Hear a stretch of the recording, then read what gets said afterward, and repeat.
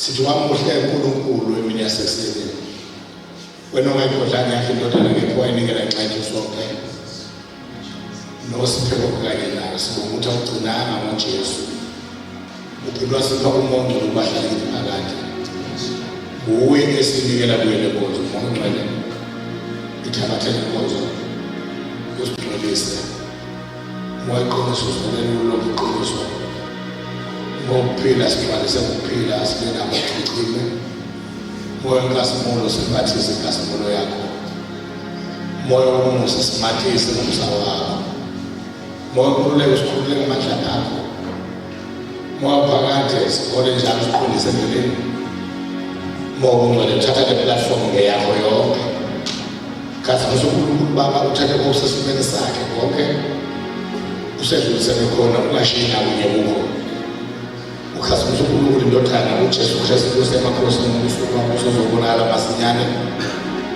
esilandile sibakha lakhe in our midst siyakhulula ngomqondo sithi exercise usway and have your way iplatform yakho yonke into engabizwa ngegama likaJehova empilweni yethu emoyeni emphefumulweni emzimbeni mayisishulo wena njengomuntu wemphambeni ukuthi isithombo sonke esingaveli kuBaba uyasiphula asishulo wena sonke isithombo esingaveli uNkulunkulu Baba in our lives in every aspect of our lives khuluma uphilisa usibizo wophule uqashule umciko ejoka nayibopho zokubuwa ngokukhulule ngomoya wokwazi ukuqonda ukuhlakanipha nowamasu kwamandla nokumesaba kuJehova uthando nokuzikhuza ukukholwa nesibindi ngokumnene nonobelo thatha over let no one leave this place with the yoke unbroken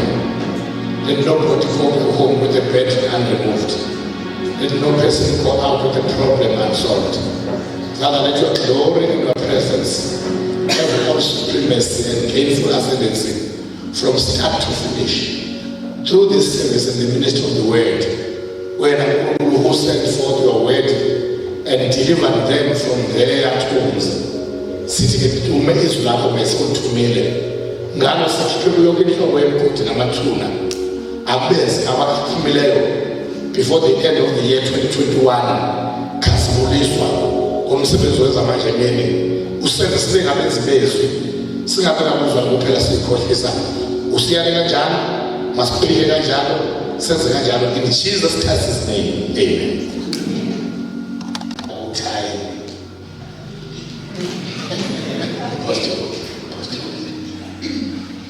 Unina wathi igama lakhe uThayi ukuthi umthetho wakhe ngobelala nje uThayi umpostoli uThayi she's very tired siyabingelela apostoli sibingelela nomelo wakho ushaya ekhanda ujabulangelayo ushaya ibana ushaya kodwa ucasulile ngabayini wathi awusishaya siyabingelela ngegama laJesu sibingelela mangoba mncedi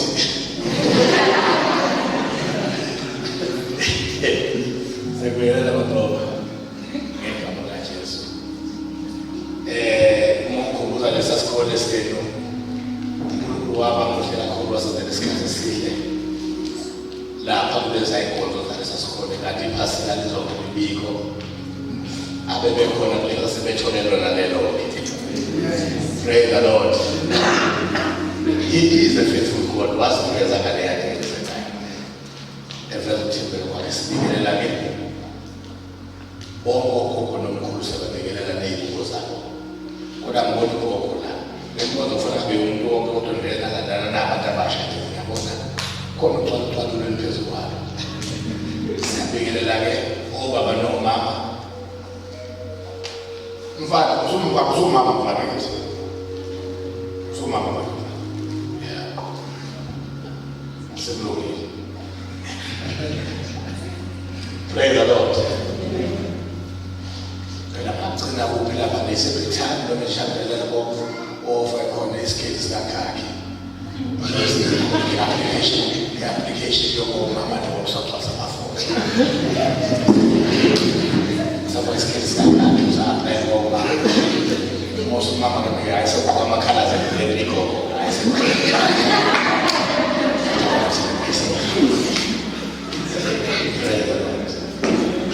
Nazi woman say that was very good use would by say the Lord.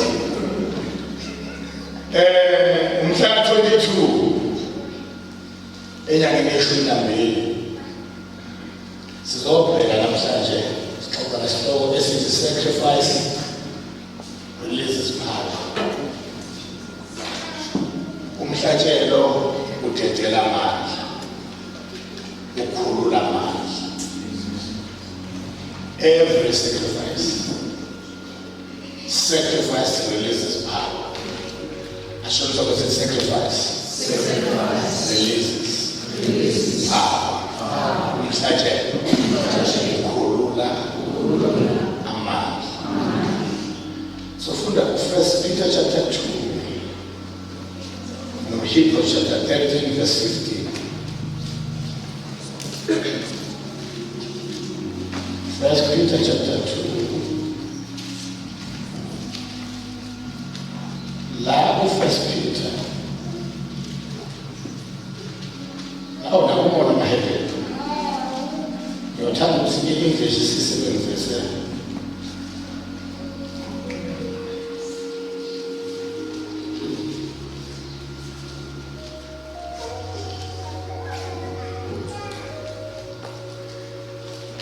Verse 5, like 1 Peter chapter 2.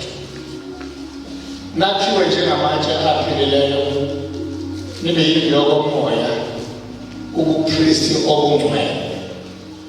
Ninikele ngemihlatshelo yokoMoya eyamukelekayo.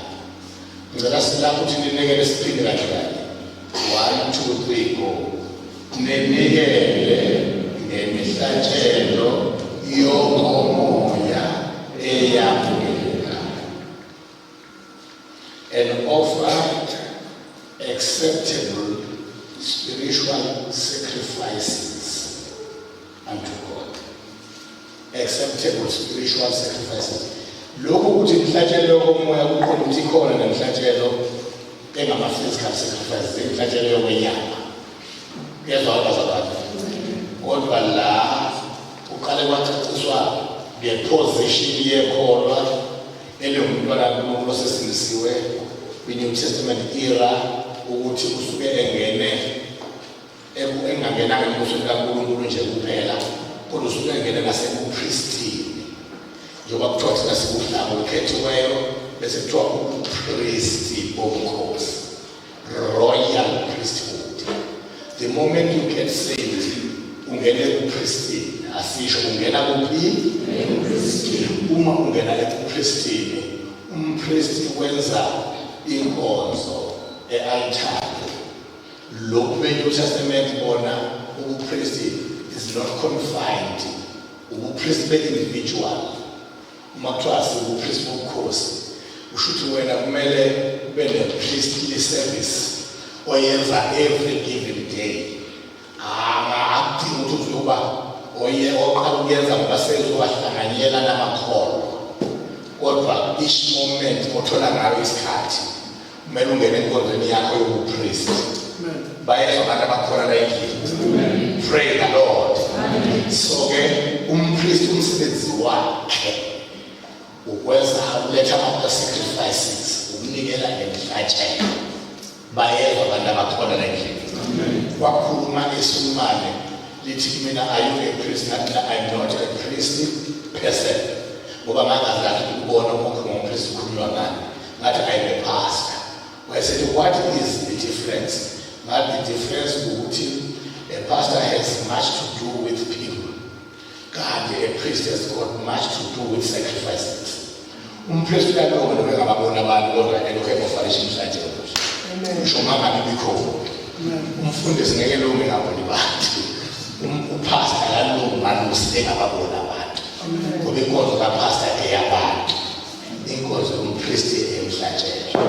Shout hallelujah. So okay, sibizelwe sifakwe ebupristini sithi uma singena kule kingdom sizalwa kabusha ngegama likaYesu ongumpristi omkhulu wesivumelwano esisha. In the Old Testament ukungabi nompristi omkhulu bengekho abazali. Maybe you are asking yourself, in New Testament time, uJesu ongumpristi omkhulu abancane ngobani babo? Yithi sisenepristi yena kuyinhloko yamapristi umpristi omkhulu. Lithi iBhayibheli siyanikela ngemihlatshelo yokomoya. Everybody say spiritual sacrifices. Eyemukelekayo. Bayezwa abantu abakholwa imihlatshelo yokomoya miningi. Into ayibeke enhlizweni yami uMngcwele ubigcizelelwe ebandleni likaNkulunkulu lezinsuku ukuba sipromote ukuba practical kwamakholwa. Amen. Amakholwa abe abezizwe. Amakholwa angabi amakholwa alizwayo izwi kuphela kodwa bengeke kuthulezwayo. Pray the Lord. Lento ina-influencer information ipulpit. Ukuthi ipulpit ingagcini ifundisa noma ishumayeza abantu izambulo ezingeke za-practical za-practical. Ukutshela abantu izambulo zoMaria abawu-6 aphume ethi usekile uthola uMaria bakayibhayibhelini into ngathi makuthiwa get practical alabo Maria bakho you cannot practice anything. Ngoba it's very important endlini zokugcina lapho kukhona khona umoya wokuba puffed up ukuba sisebenze ngisho ama-messages nezambulo zakhona. Ngoba khona uzamuleke ukumaliza ingqondo yolalela nje aphume kuphumele ne-private ane-puffed up kodwa ingekho into ezomphazamisa umuntu waphakathi. Bayizwa abantu abakholwa endlini. Sifikile isikhathi futhi amakholwa awakhuthaze ekubeni ngabezizwe. Uthi get practical. Ngoba abantu abangabanqobi the overcomers and the church of the overcomers lakhiwe ngabantu abangabezizwe. Bayezwa abantu abakholwa endlini. Shout hallelujah. So ke siphika namhlanje one of the spiritual sacrifices ngoba ama-spiritual sacrifices maningi kakhulu. Imihlatshelo yokomoya miningi.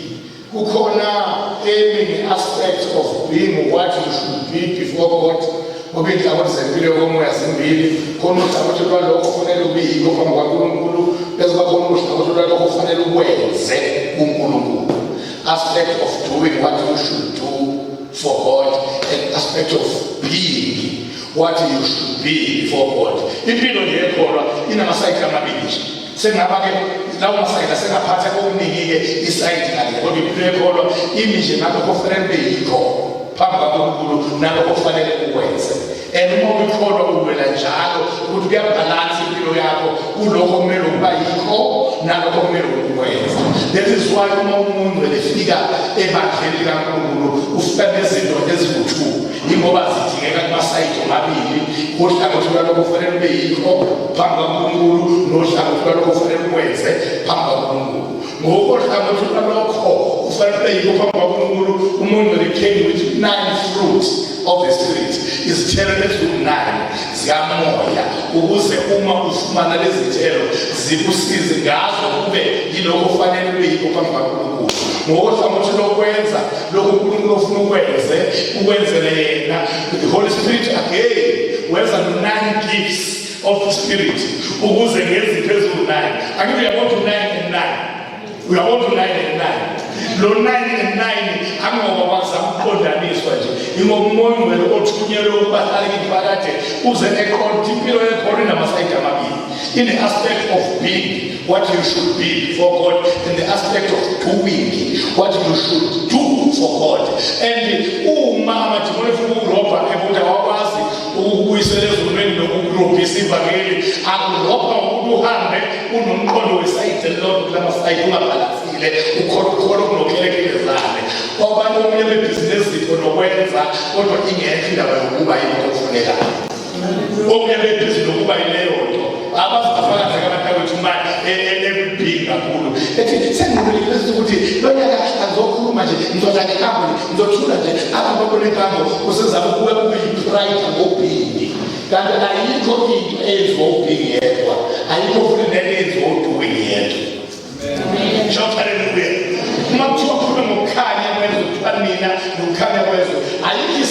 elilodwa ongayiqeda ngalo. Ngoba akazi ukukhanya kwekholo kwathiwa isayidi elilodwa. Akukho ukukhanya kwekholo okwathiwa uhlangothi, the aspect of doing what you should do for God only. Ube ungeyikho lokho ofanele yikho kakhulu. Futhi alukho uhlangothi lokukhanya kwamkwezwe. Uba ukhanya kwezwe olwakhiwa i-aspect of being what you should be before God. Kodwa ubungenzile lutho okufanele ukuhenze. Uyabona uma ngakutshela ngoMetshiso, umuntu uMetshiso wena into eyodwa, uMetshiso akuyodwa into eyibili. UMetshiso izinto eziwu-2. Khona leli bhokisi elingaphandle nephathi ebizwa ngesiqhwebelo. Bese bakhona singamela lelo bhokisi, singamela njengelelo dosha, singamela njengelithathela elimele iphathi ye-aspect of being ekholweni. Ngaphakathi kunezinti. Ake sikhanyise uthatha okukodwa, omunye umnikeze idosha ngapha, omunye umnikeze izinto zodwa. Okusuthi-ke ongapha ngakhanyise nongapha ngakhanyise kuzongakhanyi umuntu eyiphethe into eyiphathi kaMetshiso. Siphelile isikhathi amakholwa ahamba nesayidi elilodwa ongaqondi.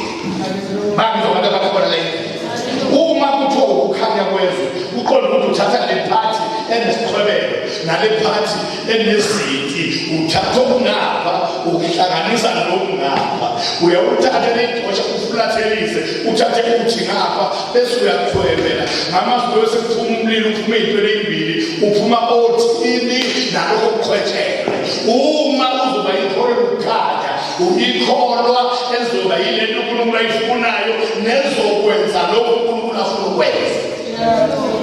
Shout hallelujah. Shout hallelujah. So even from the Old Testament to the New, even our spiritual sacrifices now ahlukene kabili. Khona ama spiritual sacrifices which have to do with your aspect of being. Umhlatshelo wakoMoya. Elinye la uzothola kumahubo elithi contrite and a broken heart. Unhliziyo eqothuziweyo nethobekileyo awuyishiya. Bese imnikelo sacrifice imnikelo emkelele kuJehova, umnikelo inhliziyo eqothuziweyo nedabukileyo. Uma unenhliziyo eqothuziwe unomhlatshelo uhambise kuJehova, ngoba uJehova ubuka umuntu one-broken and humble and contrite heart as a person who is offering a sacrifice, an inner sacrifice, kodwa emayelana nalokho yikho. Bantu abakhona endlini nalapho osebenzile nakhona kunama-sacrifices okusebenza ngokukhuthala, ngoba ivangeli umhlaba wonke njena abatholanga bahlala, abatholanga bathula, abatholanga bakhunyaza. Ngizokusiphisa ayikho into okumele ivulwe amehlo umqondo ekuzogcina ukuthi njengokuthi ibanda kholo uyikholo emphakathini. Ngoba uyabona wena uma ungakuboni ukuthi ukungenzi lutho kwakho ususindisiwe nokungasindiswa kwakho ngawe selokhu asindiswa, uma ungakuboni ukuthi lihlazo sokubekela ipicture nje ezokwenza ukuthi lihlazo ukuthi una-5 years sindisiwe akekho wakusindiswa ngawe lihlazo lelo enkungani ngabe lihlazo lelo. Umuntu esekhamba kwakho sekufaka emanzini selokhu asabelela nje into yazokukhamisa kuphela kwazo awufakazi nojesu asindiswe lihlazo lelo. Uyazi ngani lihlazo? Yingoba kukhona abantu abaphethe into erongi, abantu abagcwele i-diaspora ngoba basuka bakhuthala bepropagate beyihambisa i-wrong. Point in case abapostoli 12 nabawashitawa. Amen. Iwashitawa liqede 5 years njengawe. Kungekho abantu ababa 15 abangene ngayo. Ikwenzakala ke manje. Usuka umuntu one-wrong message. Wenza the right thing. Bese kusuka umuntu one-right message. Enza the wrong thing. Nebona ngamakhola njani? Nebona ngamakhola njani? Lelo uma amakhola senziwa angokunyaza okuze kuphele 5 years nasenziwa ngawo. Isikhathi to stop. Amen. So speaking isikhathi ukuthi ibandla loNkulunkulu alifakwe kuma-practical. Kusuke ukubabazana nesamphulo ozizwa lapho kushunyelwe khona. Yini evela ngawe kulokho kwenziwa kuwe? Yini eyenzeke kwabanye efinyelele kwabanye kulokho kwenziwa uNkulunkulu kuwena? Ngoba umkhala wokusindiswa wona phela umkhala ungenziwe okwesebenzisile. So ngeke uthole umkhala wokusindiswa ngoba awuyisindisanga wena, wasindiswa. Umkhala wokusindiswa wonke umkhala khona owalokho okwenze wena sewusindisile. Uyakuzwa into khona lendlela Shout hallelujah. So again, sizothi lenzabe ukuthi ama-spiritual sacrifices imihlatshelo yokomoya yahlukene inamasayidi amabili njengoba vele nempilo yenkolo kamoya inamasayidi amangaki nayo. Kune aspect of being what you should be before God, and an aspect, and also an aspect of doing what you should do for God. Uma wazi ngikho elingezi elimandla nje ngokuba ileyo nto uNkulunkulu umfunde wazi watshela ukuthi ufuna uyiyona kodwa wangenzi ukuthi uyakheleza. Uma uyikho busy active participator kodwa inkungeyiyo lenkulunkulu eyifunayo nalapho uyakheleza. uNkulunkulu ufuna umuntu ozobhalansa okuzothiwa makufuna amakholwa ayilento uNkulunkulu ayifunayo ube khona, makufuna amakholwa akwenza ukufuna wathi ube khona ube khona. Shout hallelujah, shout hallelujah, shout hallelujah, shout hallelujah. So namhlanje sizophika one kuma-spiritual sacrifices. Yona ingena kuma-sacrifices an aspect of doing. Ikuma-Hebrew 13 verse 15 ngizobe ngifundela kwelesingisi ngizokuphosa kukhona isikumusho esisha ake ngisilethe nazo esizulwini asikho nazo i-new translation nayo i-new translation esizulwini isikumusho esisha ubani onazo anginazo so usheka how unazo yazi ukuthola ngibone ama-differences here and there unazo wena awunazo isona sinabo. Okay, fundani Hebrews 13 verse 15.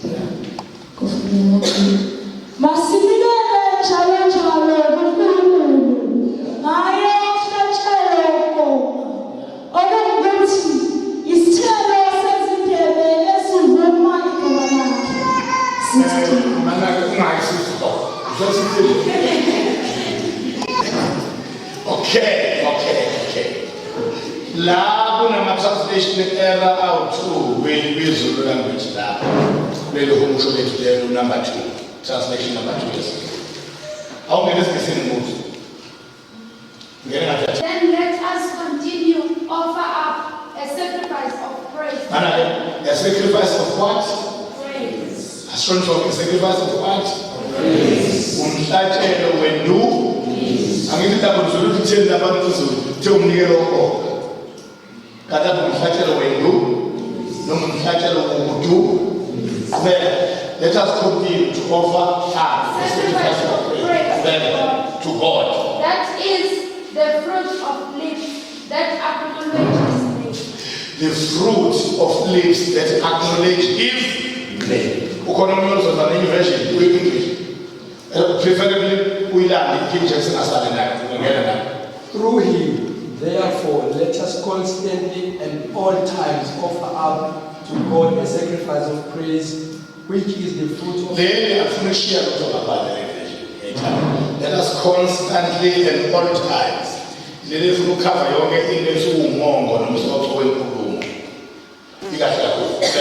offer up to God a sacrifice of praise. A sacrifice of what? Of praise.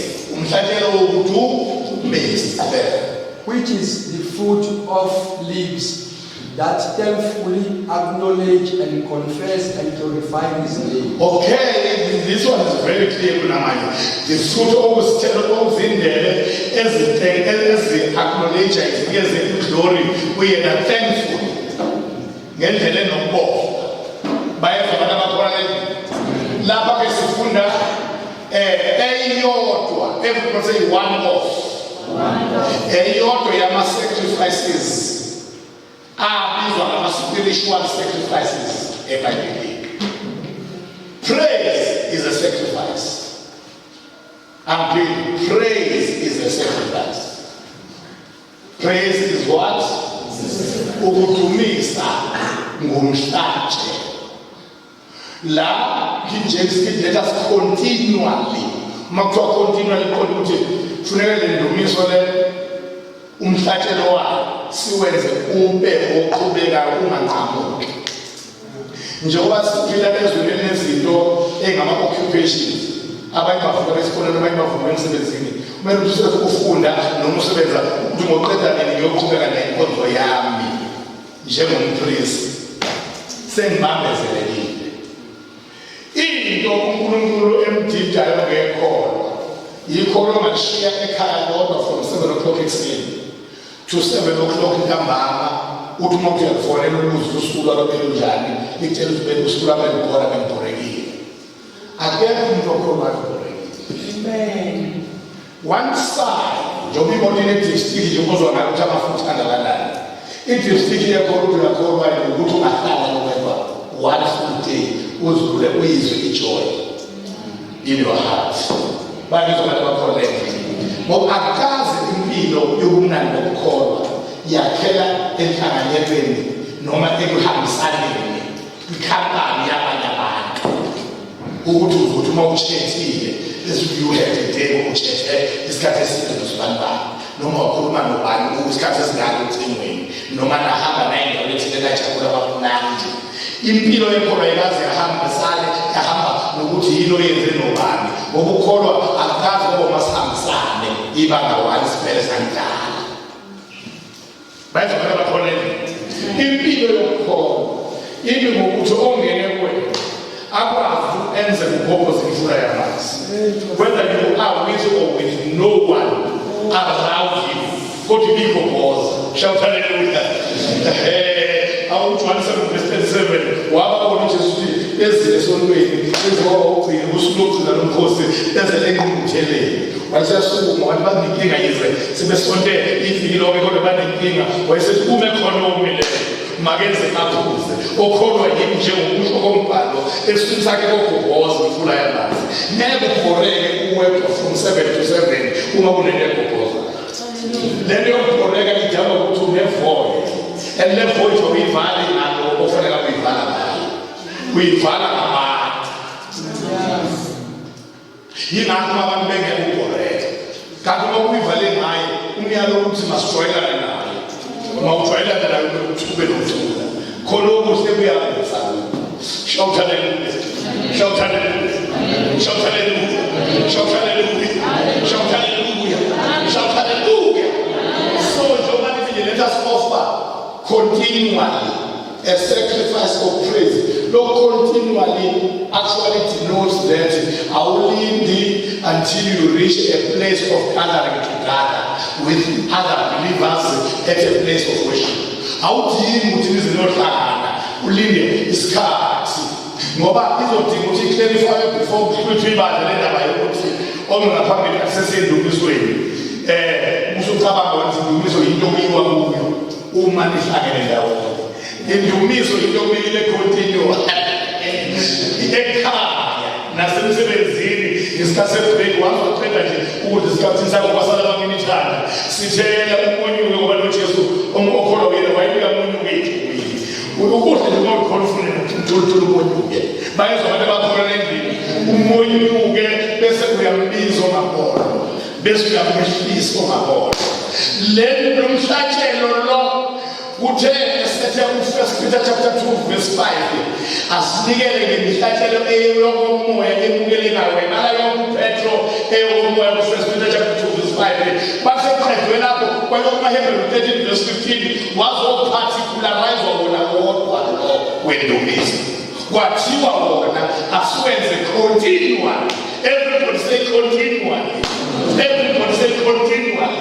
Yinani lo wendumiso mhlatshelo kuthiwa amakholwa awawenze continually akungabi into lindaba ezeniyohlangana la nihlanganyela khona nikhonza uNkulunkulu ngokuhlanganyela nindawonye beyimake ukuthi uzoba involved endabeni yale sacrifice of faith kuthiwa yenze continually ngoba le sacrifice is the only sacrifice purpose yokudala umuntu eya-exista before sin entered.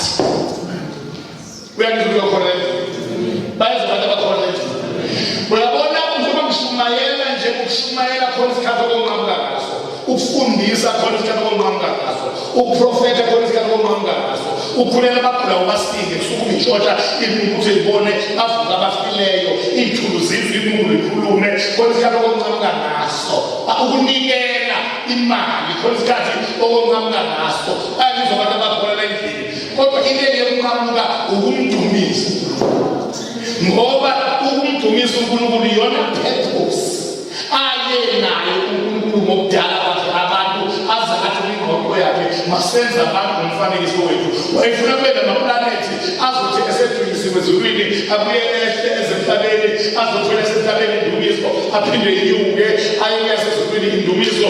In fact isono asingenanga abantu abazalwa athi ngokwenyama babazoba nethobo yokuthi uNkulunkulu kade efikile ensimini ngokuthamba kakwelana adunyiswe, aphinde benyuke bayo-athende yasezulwini indumiso, phinde kwehle ney'ngilo sizo-athende yasemhlabeni indumiso. Kube nale connection lamaplanethi yokuthi uNkulunkulu yena ufanele udumo. Shout hallelujah, shout hallelujah, shout hallelujah. Iyona sacrifice eyipurpose yokudala kwakho, sadala udumisa. Ingakho kuzofika lapho khona uma sifithwa nje ibandla ibekwa phasi imayikhi yokushumayela, ngoba sekuphelile engangakwenzeli ukuthi kudalelwe khona, sekuyoqala engizokwenza ngadalelwa khona. Hallelujah. Bayazoba bakhona lezi ukhona uzonqamuka unqanywe ukuthi wasifithwa nje ibandla isibi sesikulwini ukuhle iphelele indima yalokhu esikwenza as a result of sin.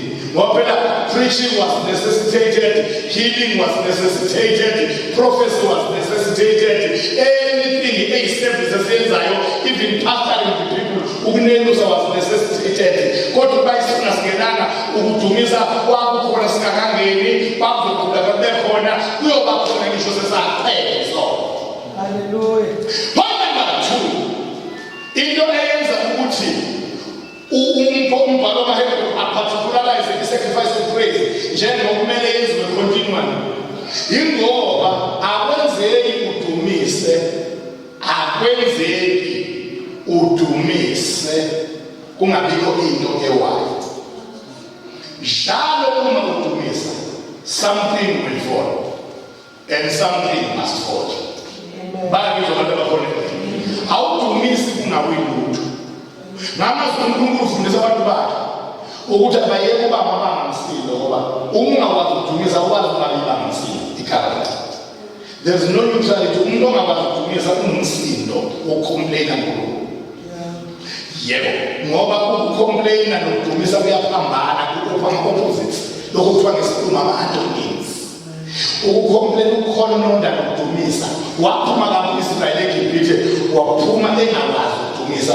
That's why each and every challenge ababebhekana nayo unomsindo nokukhomplayina ababekwenza, ngoba ukudumisa babengakwazi. Uyambona umuntu seqale bakhela amathabanekele ehlane, ufuna babe ne-place labezofana khona ukuze bakufunde ukudumisa, ngoba ukudumisa kuyaphuma ukukhomplayina. Akuhlalelani ukukhomplayina nokudumisa. Lapho we-praise and protesting abahalelani. Funeka ukwazi umokhona ukuthi ukukhononda kumele into ekude nawo, ngoba asiwona ama-Protestanti, asiwona ama-Protestanti amakolo. Asiwona ama-Protestanti amakolo. And ikolo kumele liyiphile impilweni ndumiso, hayi ngoba sesingafika endaweni lapho kuhlangana khona. Bayezwa abantu abakhona endlini.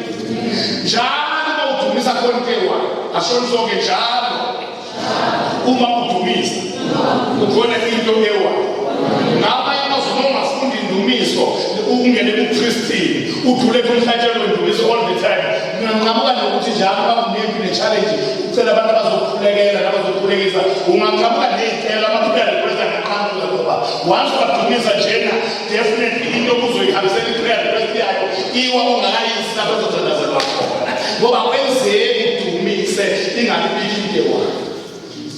Ngenkathi uqala ngokudunyiswa, in fact it was before the right time lentenzeka eJericho, uIsrael engena kwiJericho.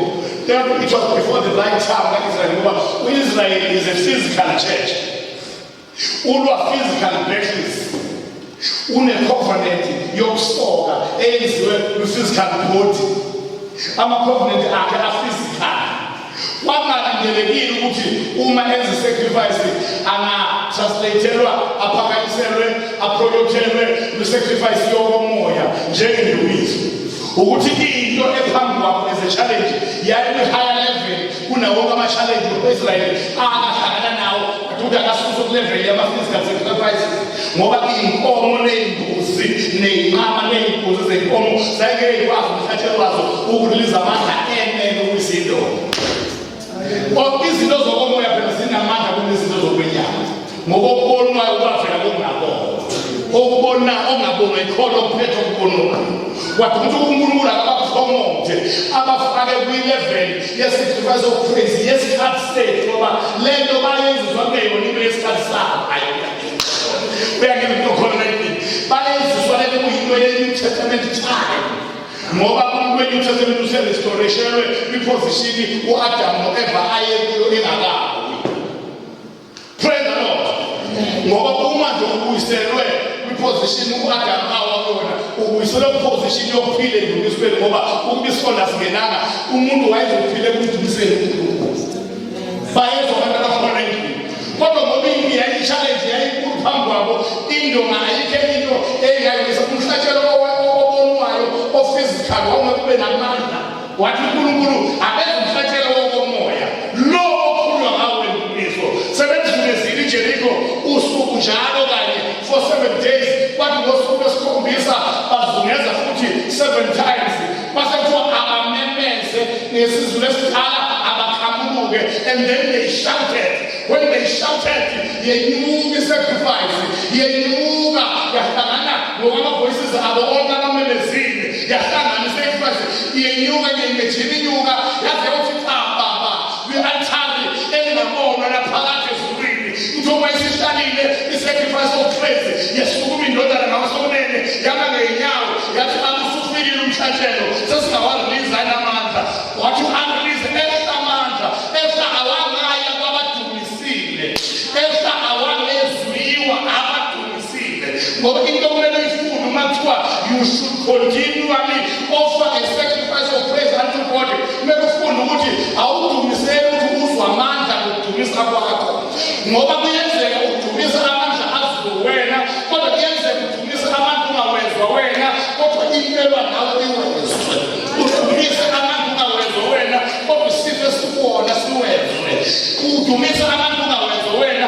kodwa inkinga ephethe ikhaya lakini iwezwe udumisa wena ungawezwa amandla kodwa isifo obhekene naso siwezwe udumisa ungawezwa amandla kodwa izikweletu zakho ziwezwe udumisa ungawezwa amandla kodwa ukhonda lomndeni ohluphile nolubanga abantu luvimba impumelelo yakho luwezwe enjalo umudumisa ukhona into ewayo awudumisi ungawi lutho bamele bakhamuluka bamemeza wenyuka umhlatshelo wenyumiso waphothana wazothi baba uyathala phakathi ezulwini uthole umuthi khapha esamandla awaleza abadumisile ezenza phambi kwey'ndoda ezibasindile ezenza phambi kwey'ndoda eyivimbe i-way of progress alibesa amandla asala beningi abadumisile abalwazi abaledumisa babobonabhima bawo uzozilila usungadumisa ungabanjwa amandla uwe phansi kodwa izinto ezivimbayo ziyawa izinto ezikhathazayo ziyawa izinto ezikhathazayo ziyawa izinto ezihluphayo ziyawa izinto ezibhekene nawe ziyawa izinto ezibhekene impumelelo yakho ziyawa. Shout hallelujah! Shout hallelujah! Shout hallelujah! Shout hallelujah! Shout hallelujah! Shout hallelujah! Let us continue our offer. Hallelujah! Thank you, Jesus.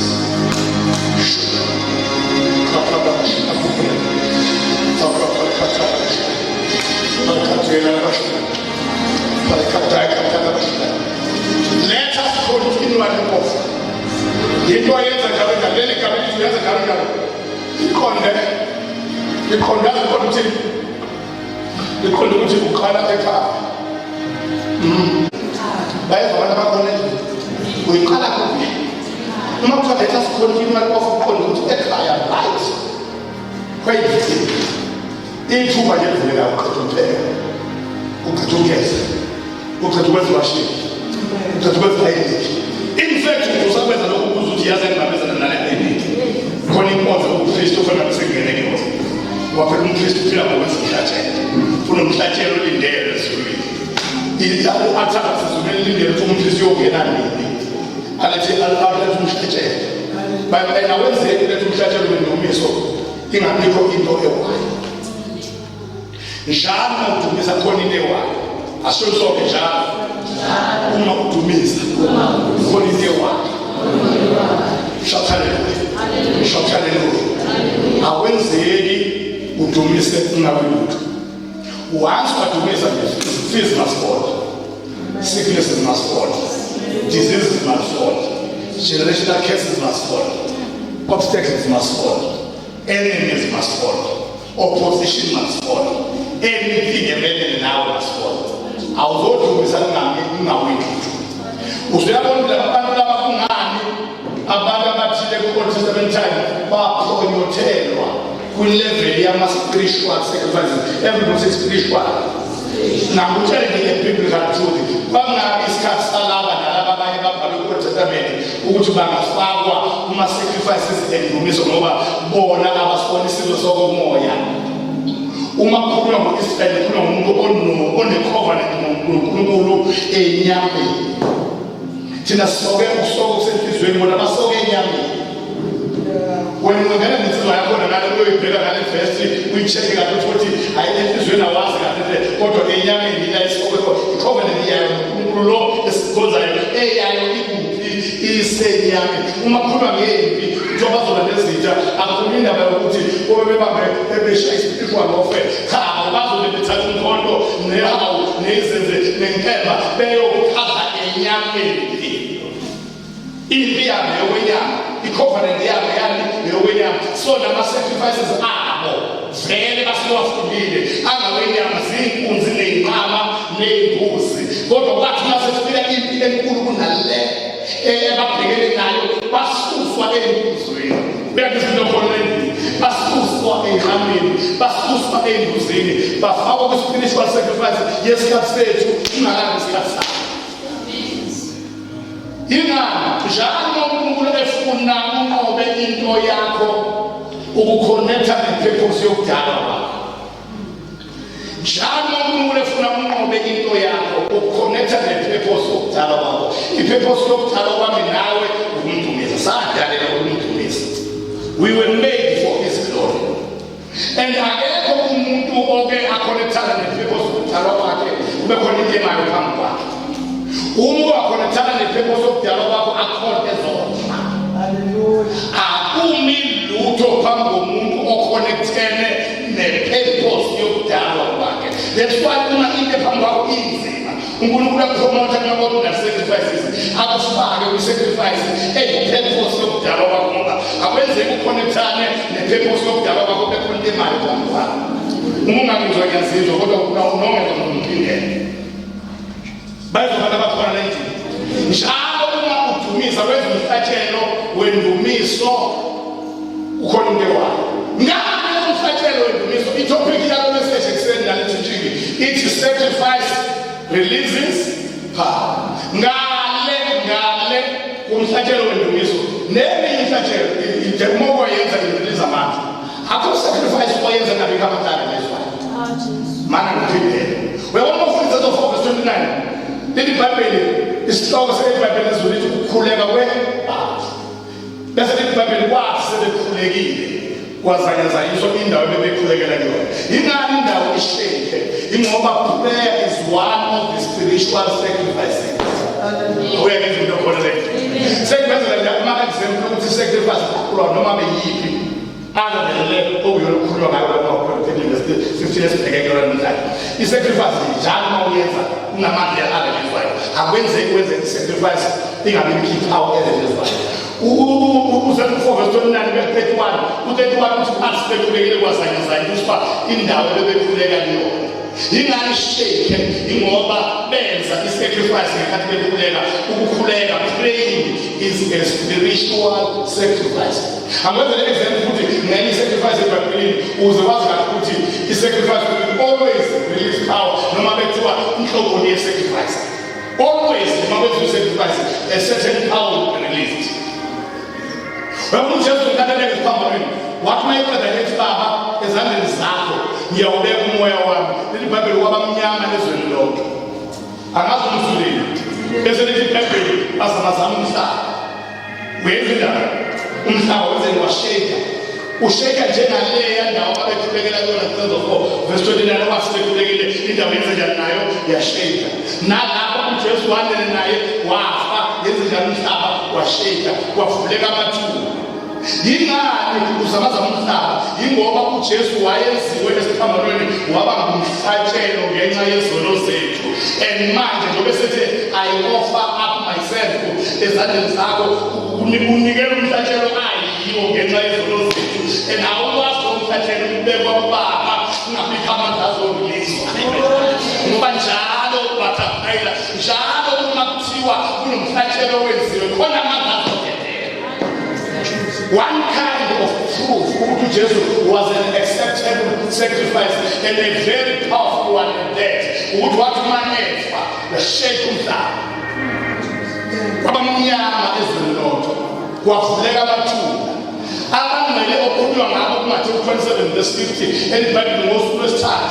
uJesu esekhuluma sileyo babona behamba ezikalazini zaseJerusalem eyongena emzini omwele laba abawavulelwanga bathina ke kwayibambela wona noyekwenza amanye makuwamathina ngamatshe bavuleka ngenkathi uJesu yena eba umhlatshelo omuyele ngawo uNkulunkulu wazamazama umhlaba avuleka amathuna iBhayibheli abasemathuneni abangavuka abangaphuma kwaze waphuma yena uzabe yi-firstborn of the dead. Abe umbiko i-firstborn yabavuka kwabafileyo. Shout hallelujah. Akwenzeki wenze i-sacrifice angabizwa manje. Angiphinde futhi akwenzeki wenze i-sacrifice angezinjani bazalwane. Khona ngafuna ukukhokhela. Ngizakhuluma ngala la. Kodwa khona uzophuma ifundo eBhayibhelini ubone ukuthi i-sacrifice ezweni lokoMoya isho into enkulu. Akwenzeki wenze sacrifice ezweni lokoMoya angabikama ndabizwa. Ngitheke mina uma bokwalo nahambisa umhlatshelo wendumiso kondewa kondenjani bazalwane ikalani wamdumiza likondenjani. Okay, lapha ke eBhayibhelini there are 4 expressions of praise. Indlela zokudlulisa umhlatshelo wokubonga uNkulunkulu njengabapristi kulesi sizukulwane esisha zine eziseBhayibhelini sibiza expressions of praise. Zine izindlela zokudlulisa umhlatshelo wendumiso amongst umhlatshelo wokoMoya. Miningi imhlatshelo wokoMoya kade ngikuthanda ngithi prayer is one of them. Ingena aspect of doing. Joy iBhayibheli ezikhulekani ngaphezulu. Ngoba it's a sacrifice. I-sacrifice ayiyena. Yazalwa kodwa ngani kwalokho la ukuletha indumiso udlulisa indumiso zine indlela ama-expressions indlela zokudlulisa nokuveza nokuletha indumiso kuNkulunkulu. Expression number 1 is a shouting expression lekade ngilinganisa ngayo elapho Israyeli ebhekene nendonga zaseJerikho into abayenza indumiso bayiletha kuNkulunkulu in the form of shouting. Asonto in the form of shouting. In the form of shouting. Then ngikwenza engathi ngabawedwa ekhaya bengamathuba wedwa ngokukhona abalunguzanayo ekhaya besawuza ukubusiziwe lapha ekamereni lakhe nanosisiziwe bangamuza bazama ukureport abafikise ngawo ethi umuntu nelasizo bese yaphambana lapha ekhaya ngoba ngafuna uyenza wedwa bethi hayi ayisaphelele kahle khona ukuthi uthe ngoba vele into engakhona ukuba ngathi zithu ukuthi kanjani yezwa bazalwane leyo uma uyenza funeka ama-words angabi maningi ngaba ku-1 word noma ku-2 words angekho amathathu amazwi ama-words owamemezayo kodwa into ebalulekile kumele uphakamise umuntu wangaphakathi ungamemezi kanti you are low in your spirit. Kanakubengizwa kodwa before uyiqale leyo ndumiso uqale phakame yenza sure ukuthi umuntu wangaphakathi uyakhuphuka kuwena umuntu wakoMoya. Umuntu wakoMoya yenze le ndumiso ephakeme enyukile ekhuphukile babizwa abantu abakholelwe. 2, ivoice yakho uma usu-expressa leyo limiso ngokukhamuluka noma ngokumemeza, nayo ivoice yakho nayo iphakama. Ungamemezeli phansi, umemeze. Uyabona nje kwathiwa nje bakhamuluka mhlawumbe kwabo one word only, abhale eBhayibhelini ukuthi liphi igama elilodwa aba-expressa ngalo i-shouting form of praise. Kodwa bathi bathi umwele sahlangana zonke zi-over 3 million zathi umwele. Shout hallelujah. Kwaluka uyu aholi ka-over 3 million wayongena ekhaya ezulwini. Shout hallelujah. Kwasheka athi bathetha amandla azoshesha intombi zawaphansi. Ngizakutshela ukuthumisa noma i-sacrifice irelease amandla ngendlela efana exact nalento eyenzeka uma uyokhokhela ikhadi likagesi. Ikhadi likagesi ngenkathi ufaka imali 200 rand bekunikeza ithikithi eliney'nombolo. Lo 200 rand uthatha ifomu ye-sacrifice, leli thikithi elinamanambers uthatha ifomu yepower eriliziwe. Awuphethe iphepha eliney'nombolo, uphethe amandla ariliziwe. Nalapha ingabe ukhipha 200 rand awukhiphi imali okhokhela ngawo ugesi, ukhipha i-sacrifice. Ngoba usacrificeile ngalo 200 rand, khona okungakwenza nawe bakhetha ukuthi ulanda ugesi ngalo 200 rand. Ngenkathi ubeka wona ngale kwanesikomo ubeka i-sacrifice yakho, ngenkathi bekunikeza ithikithi anikeza amandla. Shout hallelujah. Shout hallelujah. Ngoba there is no sacrifice that will be offered without power in exchange. Awukho umhlatshelo oyohanjiswa ngabikho mandla. Bayizwa abantu abakhona la sikhuluma ngalo mhlatshelo wendumiso uwenza ekhaya, asiphinde sonke uwenza ngokubakithi, asiphinde sonke uwenza kuphi. Ngoba ungafuna from Genesis to Revelation ngeke uthole ivesi elikhuluma ngamakholwa esisuka ekhaya eya enkonzweni. eBhayibhelini akubhalwe ndawo ukuya enkonzweni, ngoba eBhayibhelini akukhulunywa ngokuthi inkonzo siyakuyo. eBhayibhelini kukhulunywa ngokuthi inkonzo sinayo. U2 Corinthians chapter 4 uthi njengalokhu sina nenkonzo, hayi njengalokhu siya nenkonzo, njengalokhu sina nenkonzo sahawukelwa asidangani, ngoba siyilahlile isiteji siwezezakho ngokuveza obala iqiniso sivuma ukunambeza kakhulu naphambi kwabantu bonke. Abantu abakholwayo akubona baya enkonzweni, abantu abanenkonzo bese beyohlanganyela endaweni abakhonza kuyona lo nalo esuke kwakhe enenkonzo. Shout hallelujah.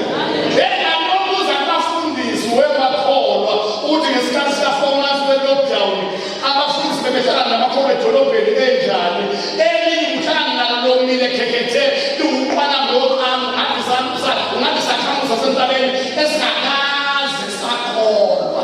Uyazi kudala yini ukuthi umuntu abe yisomiso nesikhathi nje ngo-4 months, ingoba wazi ukukhonzwa enkonzweni, wazi uyaliwa enkonzweni, kanakuyiwa inkonzo nayo. Shout hallelujah. Shout hallelujah. Shout hallelujah. Shout hallelujah. Jesu ethi naye kuphi lapho behlangene khona ababili nabathathu yiphi level, ababili nabathathu yi-family level. Ayi mani uyangizilo khona endlini uJesu wayekhona ukuthi at home where you are, noma kuthiwa naye kuphi lapho behlangene khona ababili nabathathu egameni lami, uqonda ukuthi at your own home, ngoba yikini la nibabili nibathathu khona. Akuyona umsela ababili nabathathu, yikini. uNkulunkulu umkhonze ekhaya. Bayangizwa abantu abakholwa endlini, umdumise ekhaya, umdumise kubakithi. Indlela zokumdumisa eyokuqala, i-expression of praise, i-shouting expression, ilula kunazo zonke le uwehlisela nomvolume lokho. Ilula ke i-introduction, ngoba uNkulunkulu uyayisebenzisa le nto yokwenza introduction kubantu ezofundisa u-Israyeli ukulwa izimpi nezitha zakhe. Impi yokuqala kwaba yimpi elwiwa uyena Israyeli wangathinta lutho. Ingabe bephuma eGibhithe kwafa impi yonke kaFaro, uNkulunkulu wayithuthela uFaro nempi yakhe olwandle lwebomvu, kungekho nomkhonto owodwa wakwaphansi u-Israyeli.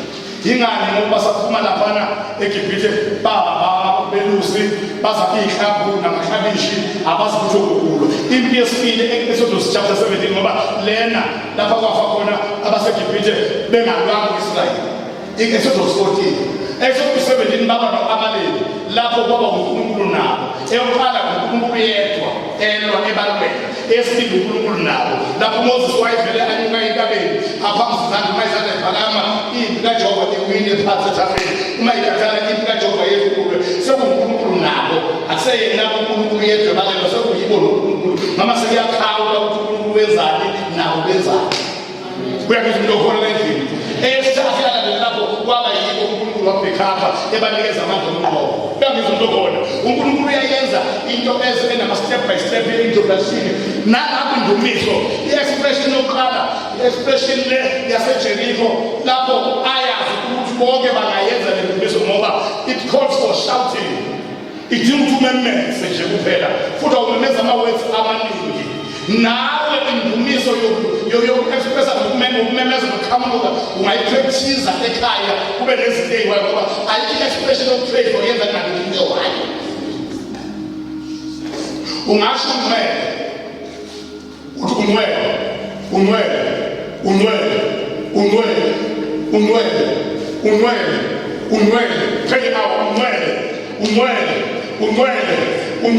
unwele phela unwele phela mabili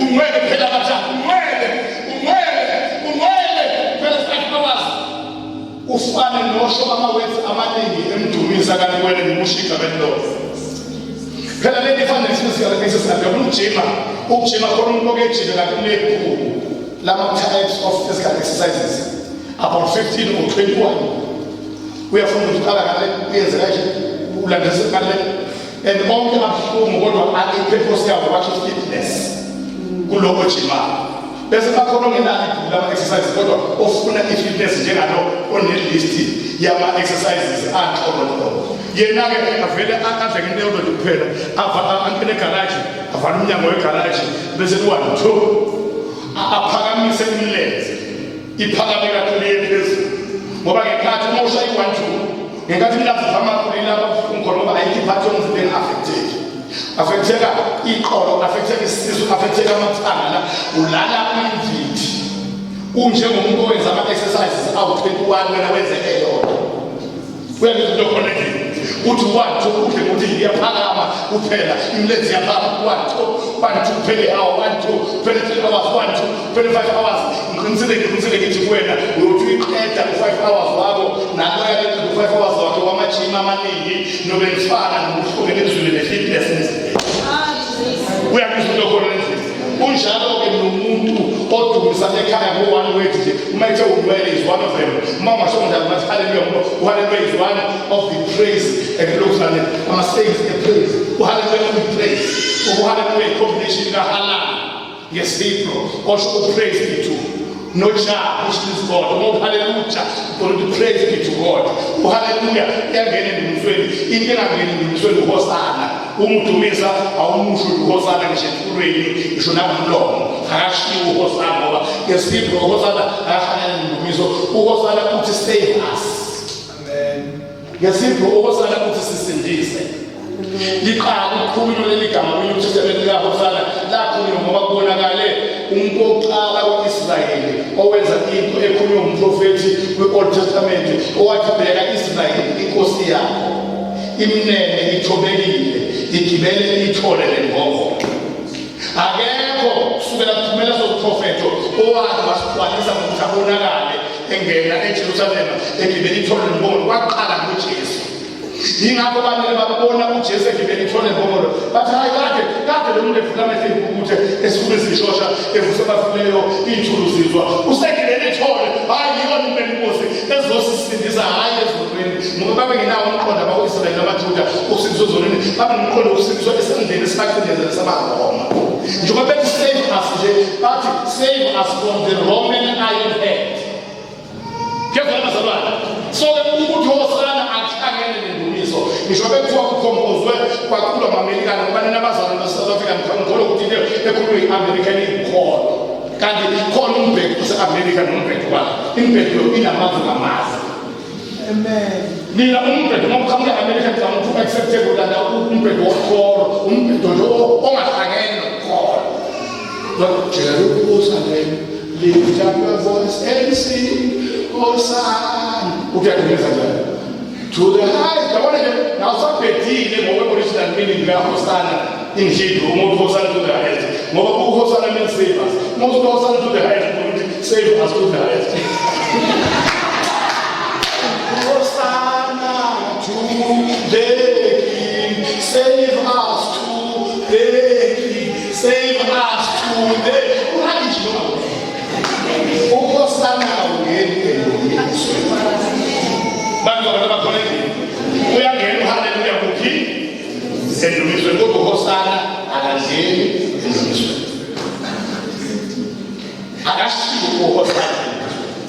Nzakuna ngindumizo angaphuma umphetho mecholas over esikhomile kwiphabele usenzo public senziwe nephabele lisho lithi ezulwini so lesikulinkulu elisha akho umuntu olazi khona inkulu elisha sokukhulu ezulwini akekho olazi manje welcome ekhaya ezulwini so hlabelele ngosa utshela ubani manje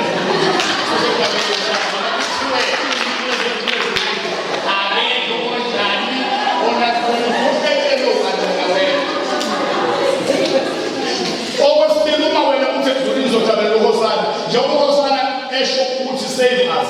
So the city is really save us from what?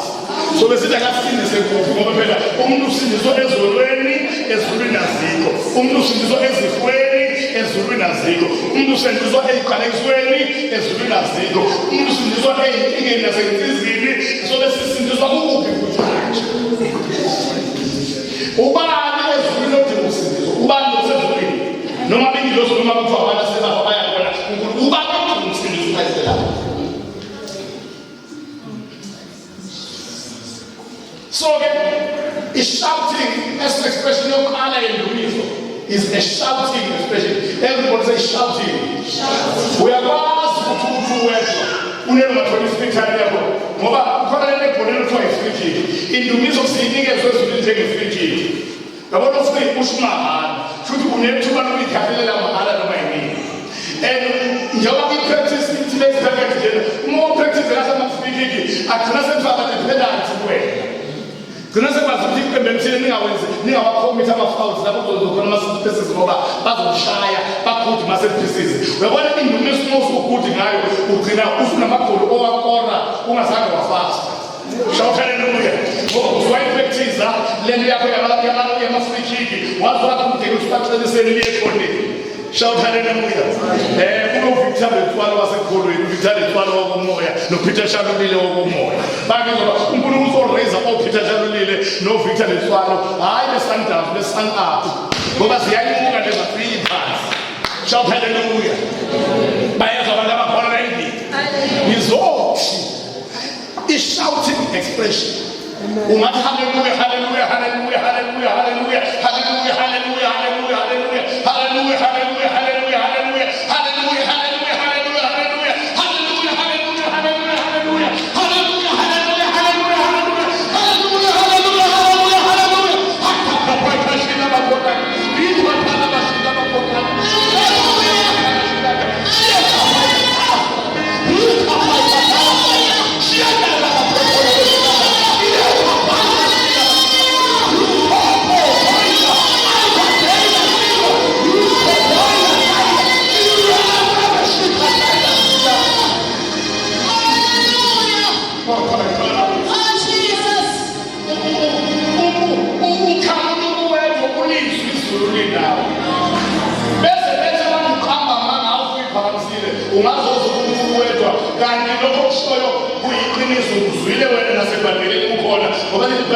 He inherits the praises.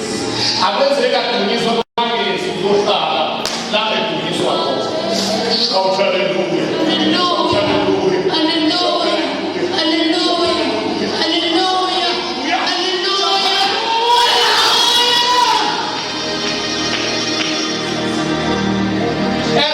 Expression number 2 is a sowing expression. Ukuletha indumiso uNkulunkulu ngokutshala noma ngokunikela. Ifunele kwelizwe. Amaholo 50 verse 23. Oqala sithe expression number 1 is shouting expression. Everyone say shouting expression. That's expression number 2. That is sowing expression. Everybody say sowing expression. Ukudumisa uNkulunkulu ngokwenze njani? Ngokutshala. Shona ngokwenze njani? Awufuni. Amahubo 15 verse last verse yamahubo. Onikela ngomnikelo wokubonga uyangidumisa. Mana-ke wenze njani lo? Onikela ngani? Hayi noma yimuphi. Onikela ngomnikelo wani? Lo umnikelo wokubonga specifically wona wodwa uyashintshwa amanye iminikelo yenziwa amaJuda. Lo ngokubonga wona kuNkulunkulu uphenduka indumiso yakwa-finance. Umnikela ngalo wokubonga umenze njani uNkulunkulu? Umenze njani uNkulunkulu? As a result, amaJuda khona umnotho womhlaba wonke ngemnikelo emibili wokweshumi abaphethwa amaJuda wokweshumi. 2 kuzoba yilo mnikelo wokubonga. Umnotho womhlaba wonke udominatwe isizwe sonke samaJuda and singesinye sizizwe ezincane kunazo zonke izizwe emhlabeni, kodwa umnotho womhlaba wonke uphethwe yisona sibe siyi-one of the smallest nations in the world. Umnotho womhlaba wonke ukhontrola amadoda awu-10 efamily yakwaRoshalini eyodwa. Banama-shares, ama-state banks omhlaba wonke emazweni wonke umhlaba except one country, North Korea. Njengoba bengizwe North Korea ngiyindaba mlonyeni nje lo nyaka ey'ndabeni umsindo we-North Korea ususwa ukuthi iyona yodwa enqabile ukuba laba abaphethe umnotho womhlaba wonke babe nama-shares kwi-state bank yase-North Korea.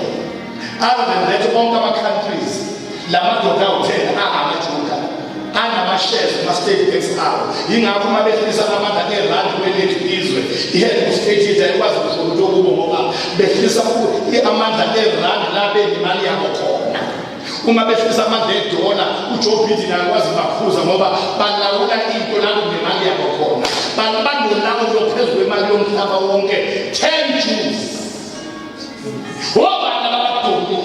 Financial umhlaba wonke abantu abangasileki kokweshumi umnikelo ngoba kwenzeke kuletha umnikelo wokubonga uNkulunkulu awubala njengembizo zingabiki izinto eziwayo empilweni yakho eziwuhlupho kuwe kwezimali ngoba yonke into expression of praise wayenza khona uma uyenza i-expression of praise indumiso yokomoya khona izinto zokomoya izo khona izinto emkhathini khona izinto emhlabeni khona izinto ekhaya khona izophansi omanje khona izomsebenzini khona izokumakibale kodwa wathi wenza indumiso khona into ewayo awudumisi ngabikho moya uma usuwenza le indumiso eyi-financial expression as-sowing expression of praise khona izinto eyiwayo eyithintene nemali zakho obekuvimba ithenda yakho kuyawa obekuvimba iminyango phambi kwakho kuyawa imqoqo ebivimbile iyawa shawuhaleluya obekuvimba umsebenzi wakho kufike kuwena kuyawa obekuvimba ipromotion yakho kuyawa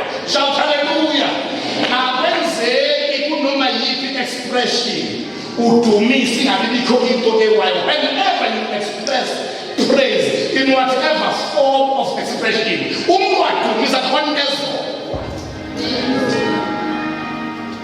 ukuzibona ukuthi lento iserious baze bayenzele i-pledge eqaleni konyaka unyaka wokuqala baya-pledge ukuthi uNkulunkulu ungilondile mina nendlu yami wangiphisa kwasokudliwa nesembatha wabusisa umsebenzi wezandla zami wandisa umkhawulo wami wangivikela ezitheni zami ngiyobona babeke amount abazobonga ngayo uNkulunkulu bayilethe uNkulunkulu njengomnikelo wokubonga at the end of the year bayibeke as a pledge at the beginning of the year. That is why njalo uma uzwa iBhayibheli likhuluma ngomnikelo wokubonga noma ngesithembiso kungahlukani uba umnikelo wokubonga kulandela igama lesithembiso noma kube isithembiso kulandela igama lomnikelo wokubonga ngoba baqala nge-pledge bepledge i-amount. Then at the end of the year bese bekhipha lento abayipledge yingathi isithembiso nomnikelo wokubonga uhamba together. Funda amahubo 50 verse 14 23 yana 14 ke manje same chapter. Funda Nikela kuNkulunkulu. Shona Nikela kuNkulunkulu. Yeah. Umnikelo wokubonga. Yeah. Uzigcwalise izethembiso zakho. Uzigcwalise izethembiso zakho kophezu Ashamsoke 1 2 3 go nikela kuNkulunkulu umnikelo wani nibonile emva kwegama lifunelo ngokulandela ini kulandela ithembiso uzibhalise ini ezithembiso yilento abayenza ipractice yawo amaJuda at the beginning of the year they make pledges yingakho njalo bamenshina umnikelo wokubonga uphathwa ithembiso noma maphatha ithembiso uphathwa umnikelo wokubonga fundele sikisi ama-56 verse 12 lalela sizifunda qala lalela 56 verse 12 Nkulunkulu izethembiso zami kuwe ziphezu kwakho. Mana yini ephezu kwakhe? Shonina kunoke yini? Zinjani ithembiso zakhe? Ziphezu kwakhe. Izethembiso. Kubeka. Ngiyakunikela kuwe iminikelo yokubonga. Mana ngekona lenzeka kuma 50. Verse 14 nama 56 verse 12. Lapho ku-50 verse 14 uqale ngokuthi nikela kuJehova umnikelo wokubonga kwathula ngelezi thembiso wakho uzigcwalise izithembiso zakho phambi kaJehova. Lapho ku-56 verse 12 aqalanga umnikelo wokubonga aqala ngezithembiso kodwa uNkulunkulu izithembiso zakho ziphezu kwami kwasethiwa ngiyakunikela iminikelo wokubonga yokuba inseparable yokungahlukaniswa nokungahlukaniseki komnikelo wokubonga negama elithi isithembiso. Ingoba ipractice yabo ithi at the beginning of the year beza ipledge uNkulunkulu bathembise and then at the end of the year bese bewunikela lo mnikelo iwona umnikelo onenkulu ukudlula ngeloweshumi ubona umnikelo phambili oweshumi nalo kodwa ubona lona kungomkhulu kunayo ngoba uyaplanelwa uyapledgelwa uyabudgethelwa enibawenza ukukhuphuka kube mkhulu unyaka nonyaka bayawukhulisa uyangizwa lokho nje wabeka wathi umsakazo ozokuthi ukuthelezi kumafunda ubaba lapha nje into yo alazo ukukhela noma uthini kodwa nakufuze nje ngawo ukuthi lento yakho yaba kancane yanenza yena isihambe lapha yabo hayi yaba kancane kodwa yes wathi ekhuluma laphana December 25 ukhuluma kahle uthi ubona kukhona ama-similarities amaningi phakathi komuntu wase-Afrika kuma-practices akhe namaJuda wathi noma thina ama-practices wenza nokungakholwa phakathi nokubonga uNkulunkulu angeyibo phakathi kodwa ama-practices edatha ngokufuzana namaJuda ngimbonile-ke lapho uqinisile ukuthelezi kule ndaba le yokuphela konyaka uyazi emakhaya onke including uNongoma nawo onke nema-rural areas umunyaka uphelile ukuthi unyaka uphelile ubona ngezinto eziwuthuba ubona ukuthi uqale kwande iy'moto ey'no-GP ekugcineni i-Gauteng province ekugcineni ngoba labantu bakithi la basemakhaya koyamuye menimoto Nongoma Mahlabathini le kwasokhulu kwamthetho Mbonambi abasebenza eGoli akafuni ukubuya mahhala akafuni ukubuya kunesekenyana athengile uyobuya kunemoto enhle lethengile ibisibalo Gauteng province ke lapha ngemuva ke ubona ukuqala nje uma kuNovember ngeDisember nazo OGP nazo imoto-GP zehla zenyuka kade singekho unyaka wonke ziqhamuka lapha ngoDisember 5 6 7 kuya ku-20 ubona seziningi ifana namakhekelana awu-1 kilogram no-2 kilogram awaboni ngoJulayi athi thushuke ngoNovember awazi avela asuke ngekho nina nazo lezi zinto ziqhama sezithi thushu okokuqala lokubona ngakho unyaka usuyaphela ubona ngey'moto ze-GP la emakhaya zehlazenyuka okwesibili kwande imizi okuhlatshwa kuyona uyazi bakuhlatshwa akuhlabi la kwemveleni nabo kuhlaba ababuye emsebenzini eGoli uyangizwa into khona endlini uthenge inkabi hhayi inkomo nje inkabi and inkabi ngempela ilako 18,000 20,000 ngoba inkomo encane ilako 15,000 uthenge inkabi inkelako 18,000 uthi ubonga bakubo abalele ukuthi bamlondile waziwabuya uyezwa-ke uyezwa-ke ngapha ku-Israyeli namaJuda laba bathi sibuthelezi thina ama-Afrika ama-practices ethu athanda ukufana nabo ngapha amaJuda wona ngokuphela konyaka abonguNkulunkulu ongozeni ongalapha angazi uyangizwa nkosi ngapha khipho 18,000 babonga abanjani abalele ngaba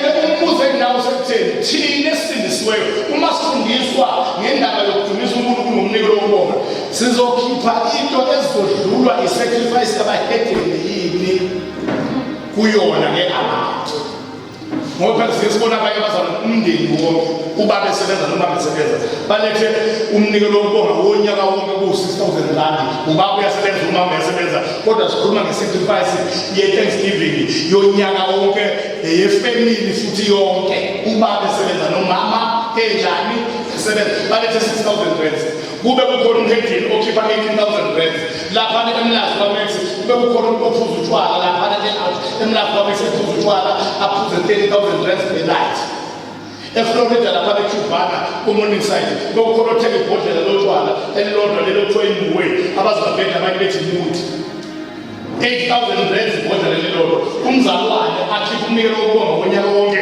odlulwa ibhodlela elilodwa lomhedi losuku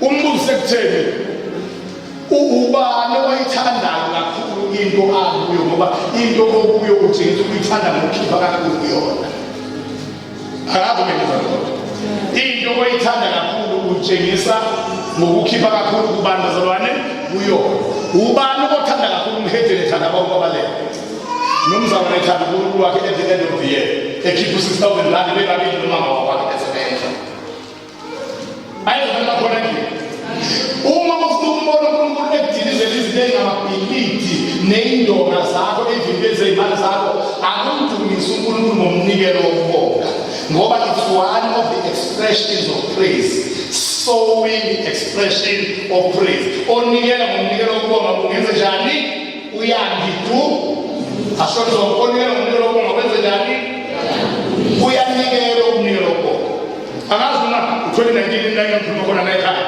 bakulapha usibiso congress lapha ngathi khona sengitshela uNkulunkulu lapha eThekwini kuyethu bathi yosaba sengitshela uNkulunkulu ukuthi ngiqale ukufundisa ngomnikelo wokubonga khona ngathi ngisafunda uNkulunkulu nami ngiqale khona lapho oku-2014 ngangela 1,000 rand the following year wangifonela bamafunda wathi angize ngazokhuluma unyaka uqala ngazokhuluma ngofundisa ngomnikelo wokubonga ngaseqaleni ngoba bafuna abafundiswe benza ama-pledge ngaseqaleni ngenza i-pledge ka-15,000 rand ku-2015 ngayenza njengokonyaka according to the year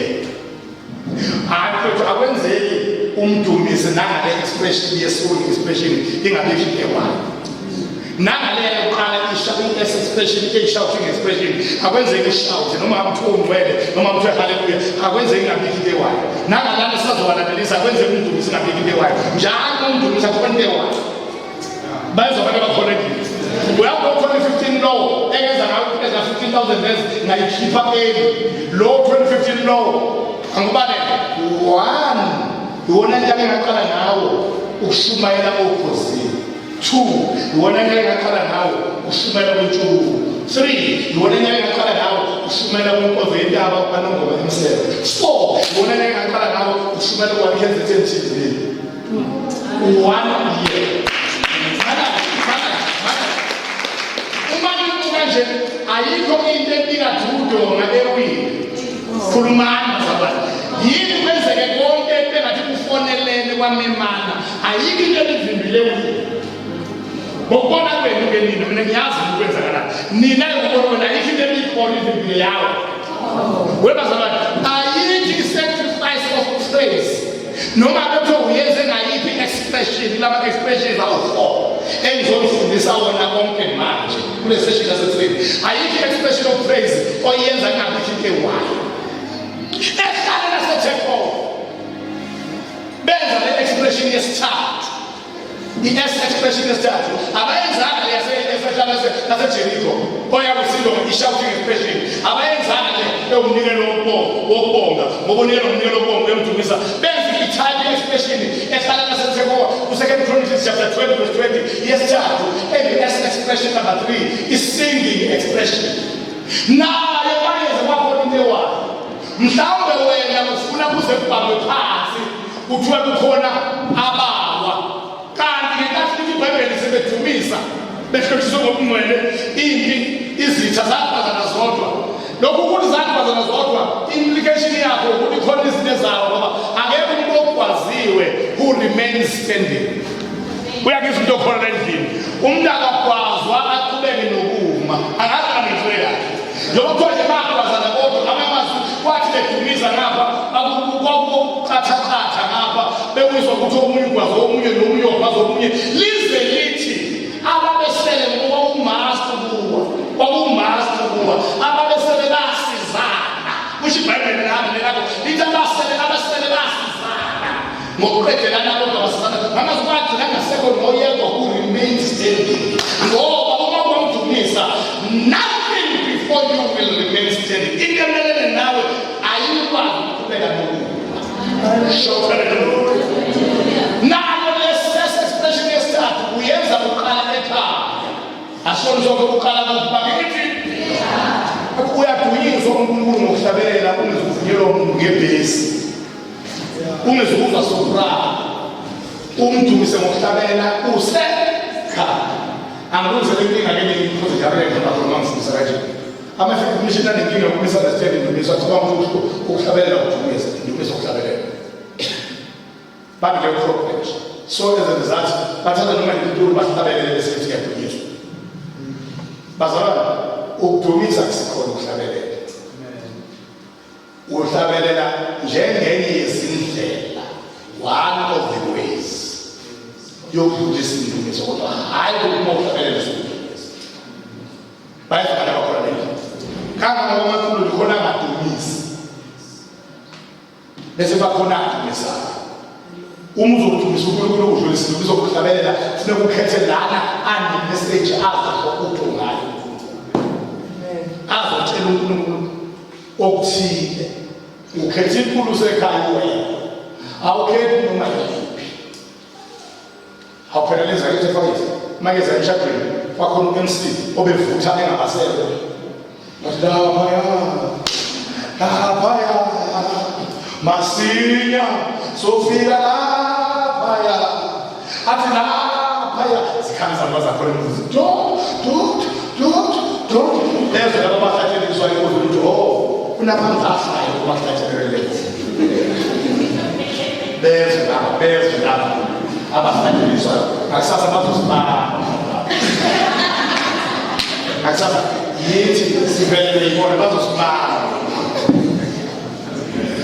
sase nomshado asikusenza bazalwane laphaya amafemission laphaya ngikhuza njalo ngikhuza ngaze ngiqhele South Africa ngikhuza lo moya efemission ukuhlabelela noma lipicture bese kuyokuya kudunyiswa uma udumisa uNkulunkulu wenza singing expression of praise uselecta a song ukhetha iculo elizosho kuyena limdumise lisho kuyena limdumisa ngokodwa phakathi kokumusha ukuthi ungubani noma kunjani noma wenzani noma ungakanani noma kunani noma kubuphi noma ngokwegama lakhe nezwi lakhe. That's the seventh one. Iculo ukhethayo usekhaya ukhetha iculo ozoculo wedwa nje ungadinge kuvunyelwa ozomusho ngalo ukuthi ungubani noma unjani noma wenzani noma ungakanani noma kunani noma ukuphi noma ngokwezwi lakhe ngokwegama lakhe nezwi lakhe. Akuphindele futhi amabomu kangizokuphindela nje ngoba khona abantu abebathanda ukuthi ngathi ngathi uphindile ngathi uphindile ngathi uphindile qala kwangabizwa kahle ukuthi sibizwa mnandi kanjani sithi abasibolela ukuthi abantu abafuna ukuthi bathumane ukuthi angithande la kodwa ngithanda ngithanda ukuthi sibolela uphinde futhi uthini unjani elizosho ukuthi uNkulunkulu unjani ungubani unjani wenzani ungakanani unani ukuphi then ngokwegama lakhe nangokwezwi lakhe. Ngiyazwakala kahle. Sicela example verse expression number 4. Example number 1 uselecta iculo ezomusho ngalo wena uwedlele ukuthi ungubani. You are Alpha and Omega. You are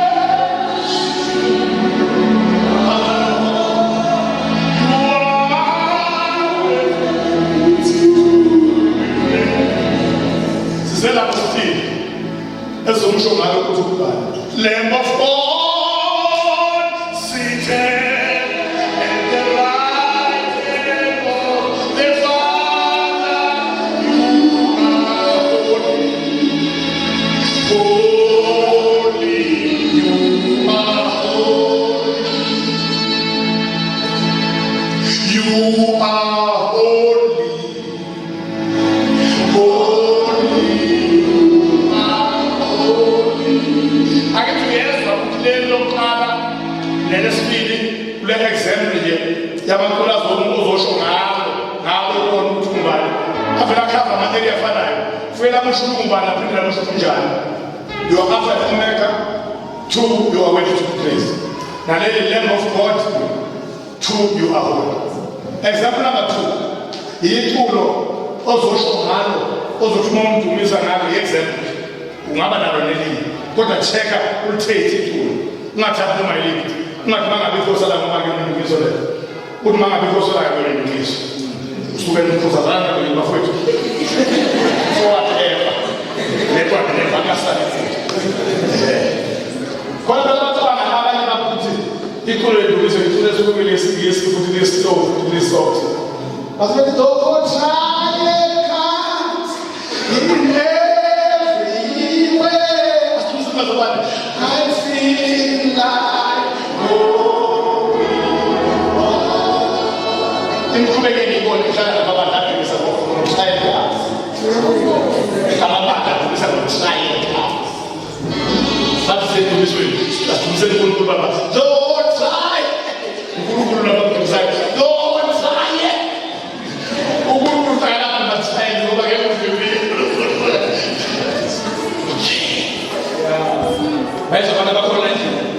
Shout hallelujah. Example number 2. Ezomikulo zomsho ngalo ukuthi unjani. Unwele.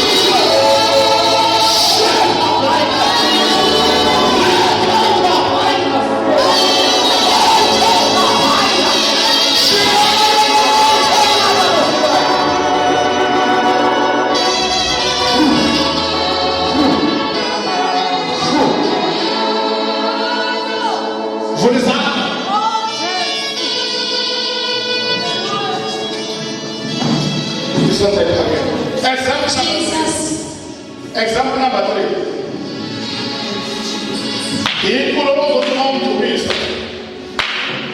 Imessage eliphethe ikhulume kuye imusho ukuthi wenzani. He has done great things. Hallelujah. He has done great things. Hallelujah.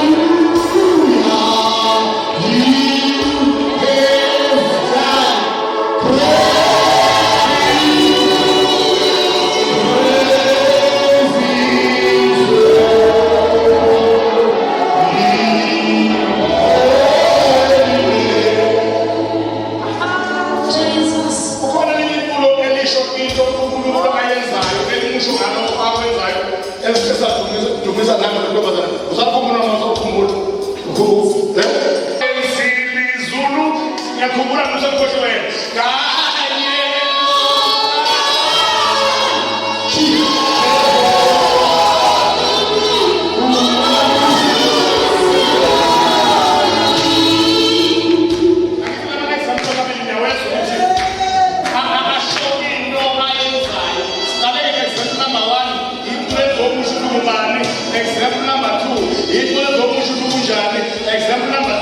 ikulezomusho kuwenzani.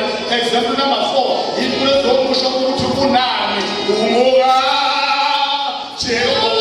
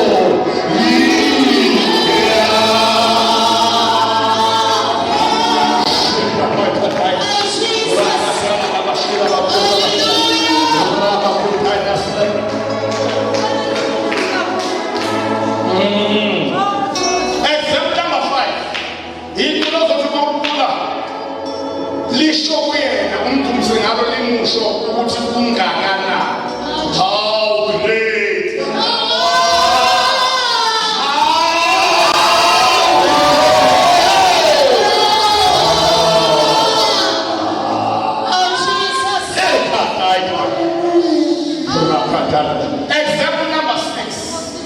Ikulo okoMoya limusho ukuthi ukuphi. Uhlezi esihlalweni.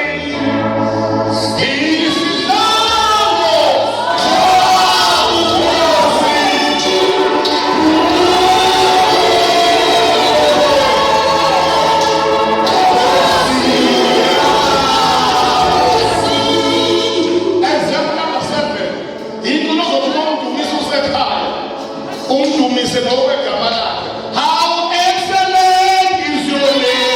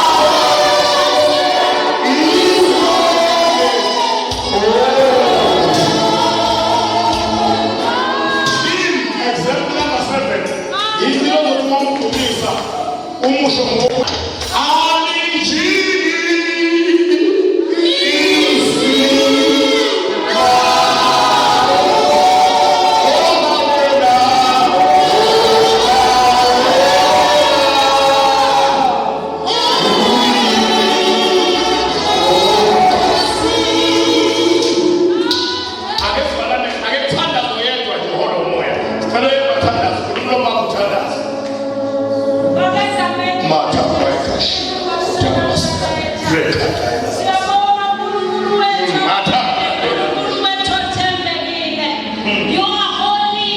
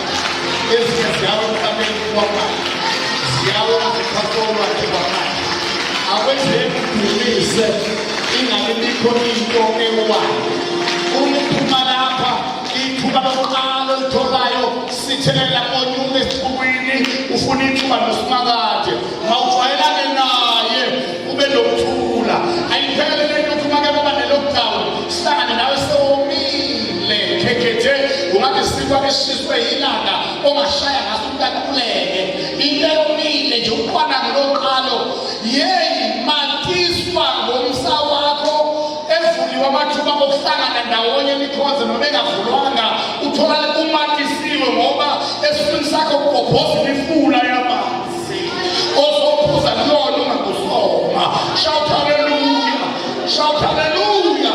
Shout hallelujah! Expression number 4. Uzoyithatha homework yakho masasala phansi ngoyikhuluma kuno ngoba uzoyenza homework yakho. Is a saying expression of praise. Umfundisi umAfrika lolu hlobo lwesine lwe-expression ngoba ama-Afrika anobugagu ngemvelo yabo nje. Ama-Afrika by nature anobukhona nje nobugagu. Kufuneka ucacise ukuthi uNkulunkulu umdumisa ngokumusho.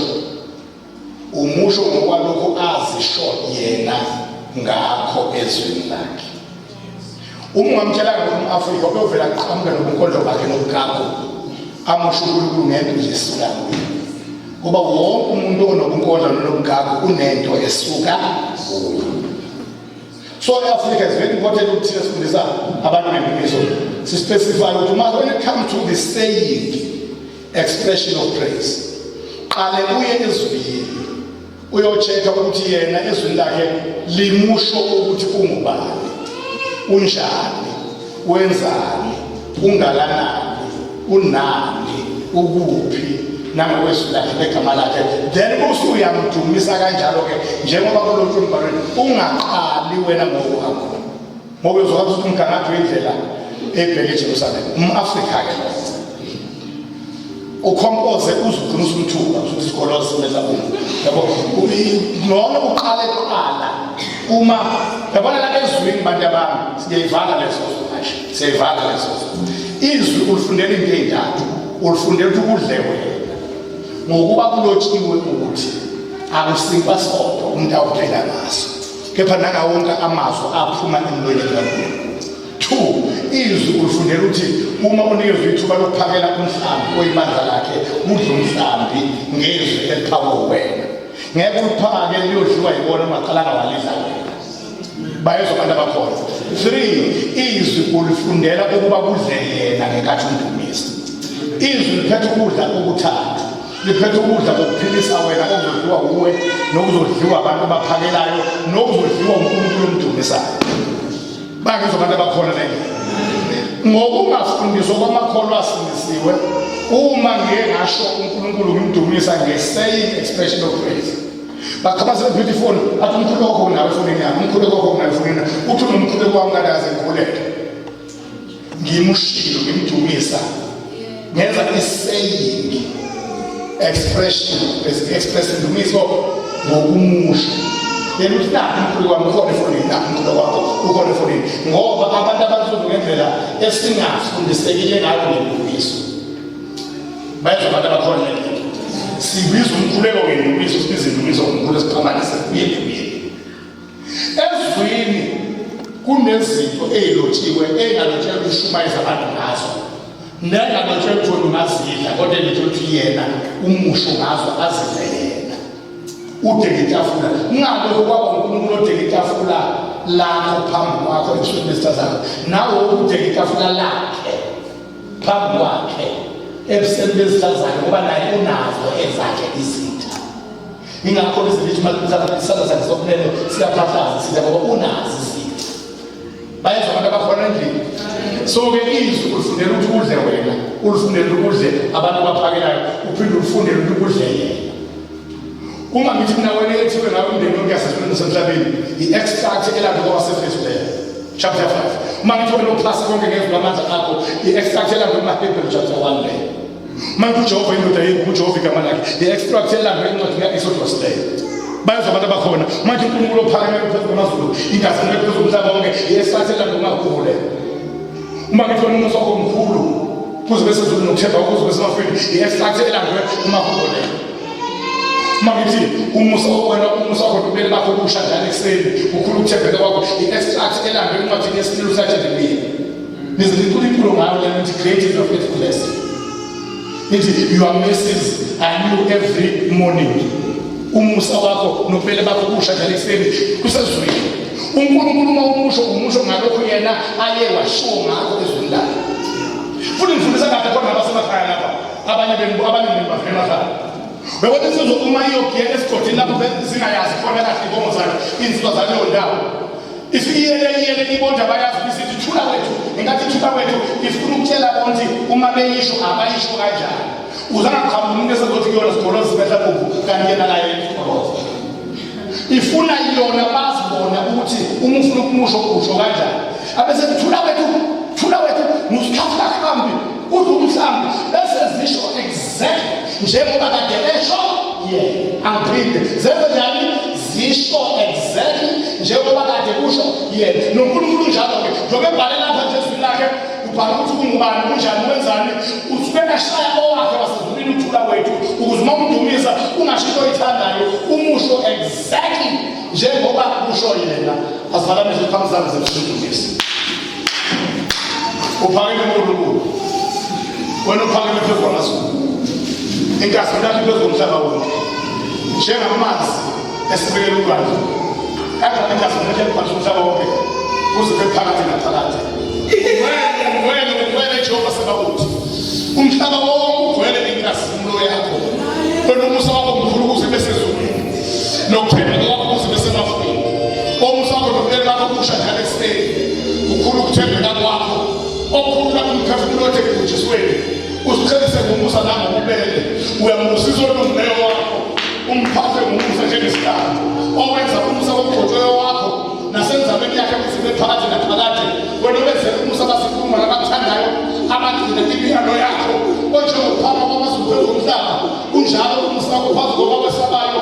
Jehova ukunike umuhle umusa wakho umuze bephakathi wena ugcina umusa nothando umusa wakho umnandi kulophila takathalela ngicabanga umusa wakho uthelela zonke izono uselapha zonke izifo uvutisa ukudlala nawe konke eyibeni zonke ezizokhuluma ngene sebazini lonke ukususha bethu njengokhosi uKristu lesibona wonke nabapostoli esifundeni sethu ukuthi thina esifundeni sakhe siphele mina Jehova uNkulunkulu wenkululo ukukhipha ekuseni ngokwakho wena apostoli uphatha kwendiyakabi ukwazi imthanda nekholwa ukukhatha lesifundeni losaba ngenza kulififize okhuluma umsholo womsalo nesihamba nekemba nomqondo nepi uhlakazi izizwe ithanda ukulwa ophezulu ngomkhosi lapho uvele ngiyabenze impako umnyaka uhlobisa ngokumnene bakho imikhondo yakho ikhotha amafutha obusa ngamandla akho kuzibe phakathi amehlo akho ayasoze izizwe ohlala izinhlalakho ezindlini wenze ngabahlobulelo ngabaphezulu lomlelo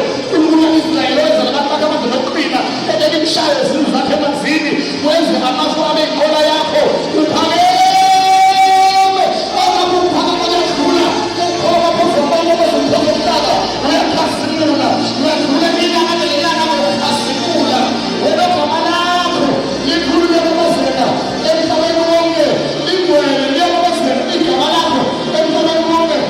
Jehova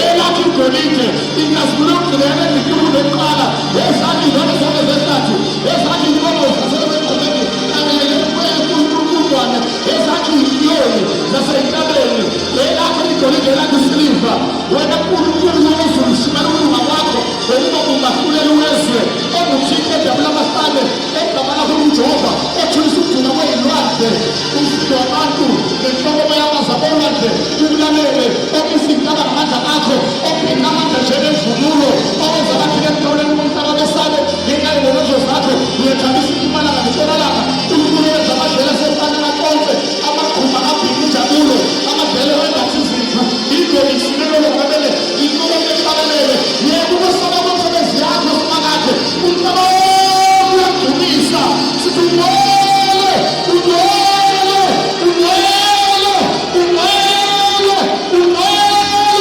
ungcwele Jehova Sabaothi. Hallelujah.